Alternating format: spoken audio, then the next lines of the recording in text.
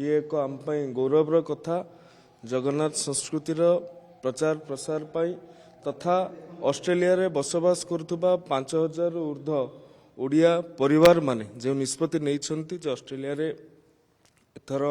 रथयात्रा हेबाकू जाऊँगी एवं जगन्नाथ मंदिर टी निर्माण करने से ओडिशा सरकार भारत सरकार सहयोग चाहूँगी यह एक स्वागत योग्य पदक्षेप एवं आम पई एक गुरुत्वपूर्ण पदक्षेप भी मु एही अवसर रे जो दंपति आसछंती से माने गवर्नमेंट ऑफ ऑस्ट्रेलिया सहित भी काम करूछंती एवं ता सहित सेठी भी आईटी सेक्टर रे भलो काम करूछंती से माने जो एथर जो रथयात्रा हमर ओडिसा रे रथयात्रा जेबे होउची सेबे मध्य ऑस्ट्रेलिया रे सेही रथयात्रा सेही दिन ही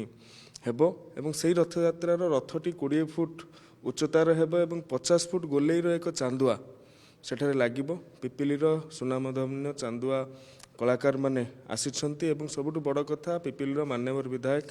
आश्रित पट्टनायक उद्यम रे आश्रित पट्टनायक नेतृत्व रे ये पिपिलीर चांदुआ सिडनी रे जाइकी पहुँचब से सबकि व्यवस्था करुछंती तेणु समस्तंकर सहयोग रे सेठी थिबा ओडिया परिवार ओडिया समाज रो उद्यम एठी सरकारंकर सहयोग चांदुआ शिल्प को प्रोत्साहन सहित जगन्नाथ संस्कृतिर प्रचार प्रसार सुरक्षा हो पारुछे ये एक बहुत बड़ कथा।